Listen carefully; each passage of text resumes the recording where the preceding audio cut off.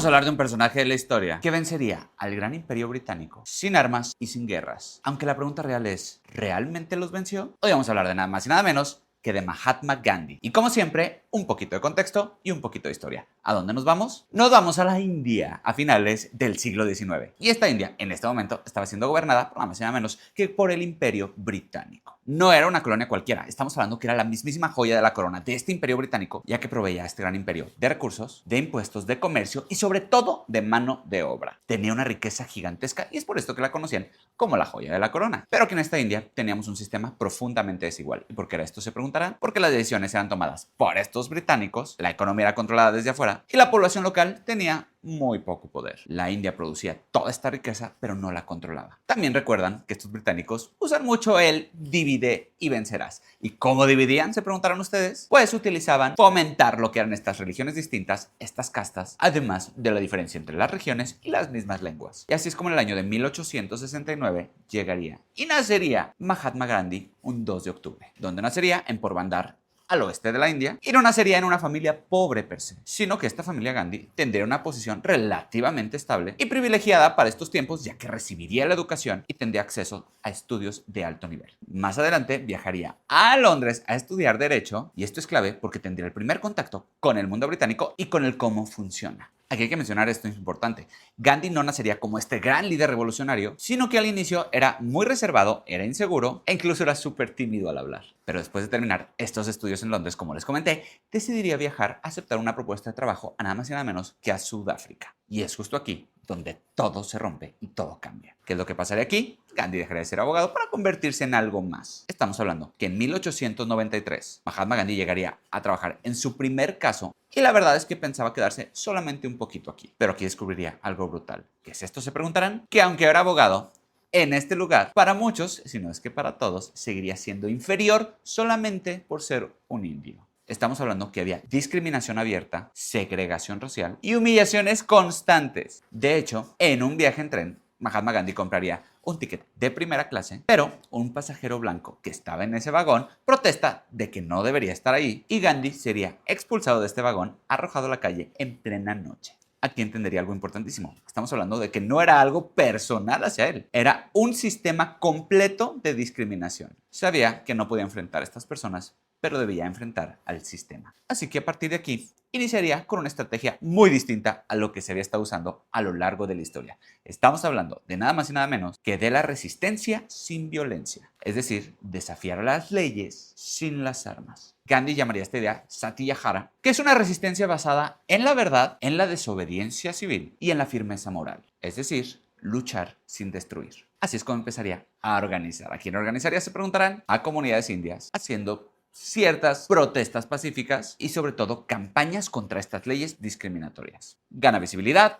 gana seguidores, pero también con esto ganaría sus primeras detenciones. Estamos hablando que las autoridades responden con arrestos, con represión y sobre todo con vigilancia. Pero este Mahatma Gandhi no retrocedería. Es justo en esta Sudáfrica donde Gandhi entiende algo elemental. ¿Y de qué estamos hablando? De que un imperio puede controlar los cuerpos, pero no necesariamente la voluntad de la gente. Así es como, después de más de 20 años en Sudáfrica, Gandhi tomaría la decisión de regresar a la India. Así que en el año 1915 regresaría viendo una India completamente distinta, con un descontento muchísimo más creciente, muchísima más pobreza, pero el dominio británico igualito. Así que antes de empezar todo su relajo, primero observaría. ¿Y qué observaría? Se preguntarán. Pues cómo está la situación. Viajaría por toda la India, platicaría con campesinos y entendería lo que es la realidad de este país. Así es que es justo aquí donde propondría algo que lo caracteriza muchísimo. Estamos hablando de la desobediencia civil, como ya lo comentamos, que básicamente era no cooperar con este gobierno británico. Hacía boicots, hacía protestas y crearía un rechazo a los productos británicos. Esto es clave, ya que estamos hablando de resistencia sin violencia. Su lógica era poderosísima. Estamos hablando de un imperio que funciona, pero funciona porque la gente obedece. Así es que si millones dejan de cooperar, el sistema comenzaría a romperse poquito a poquito. Así es también como poquito a poquito Mahatma Gandhi se empieza a convertir en un líder nacional y en un símbolo, ya que no solamente era un abogado, sino que era el rostro de la misma idea de la independencia. Así llegamos a 1930 con un suceso llamado la Marcha de la Sal. ¿Y qué era esto? Se preguntaron ustedes. Pues los británicos prácticamente controlaban lo que era la producción de sal e imponían impuestos sobre esta sal. Así que en este mismo año, 1930, Mahatma Gandhi convocaría una marcha de más de 380 kilómetros hasta el mar, donde produciría simbólicamente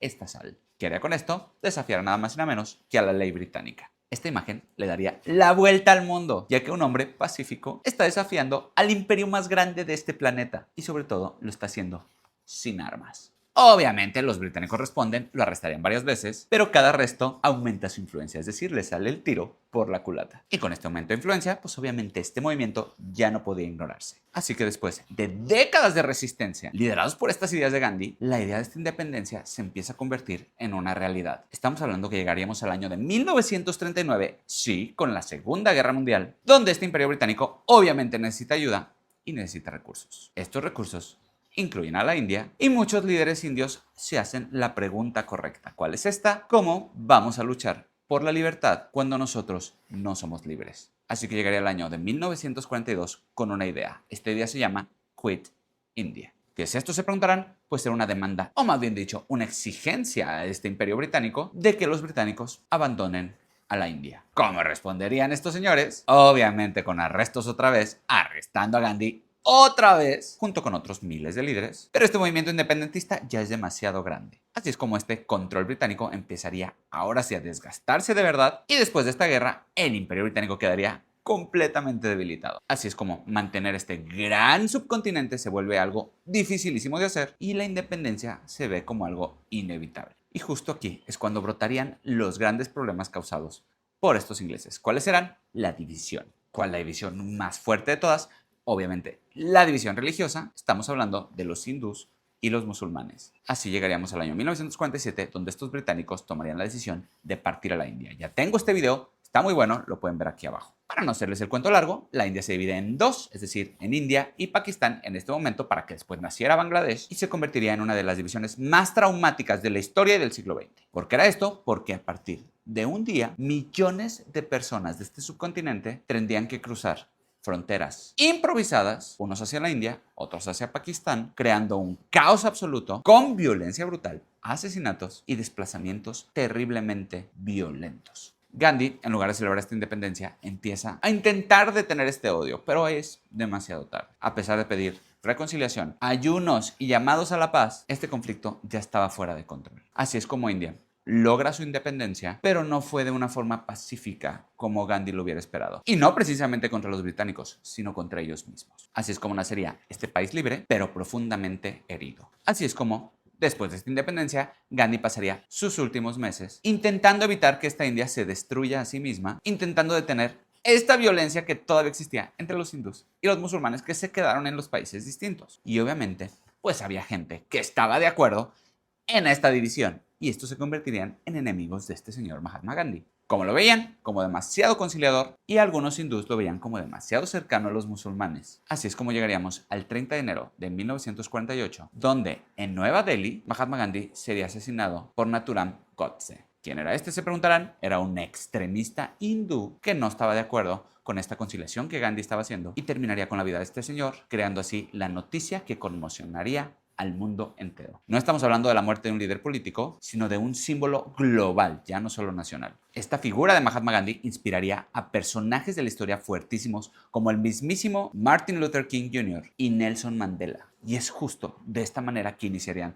los movimientos sociales pacíficos en todo el mundo. Gandhi es una figura compleja, ya que existen hasta la fecha todavía muchos debates entre algunas de sus posturas personales, algunas contradicciones que también existen y decisiones súper polémicas. Pero estamos hablando que este señor era un humano, no era un mito. Estamos hablando del siglo XX. Pero lo que sí podemos destacar es lo que sí logró, y que logró desafiar al gran imperio británico sin una guerra abierta. Usó la presión local, la resistencia civil y la desobediencia. Es decir, este señor Mahatma Gandhi no derrotaría al imperio británico con armas, sino que lo hizo obligando al mundo a verlo a él como realmente era, porque a veces la forma más poderosa para cambiar la historia no es destruyendo al enemigo, sino que es demostrando que ya no le tienes miedo.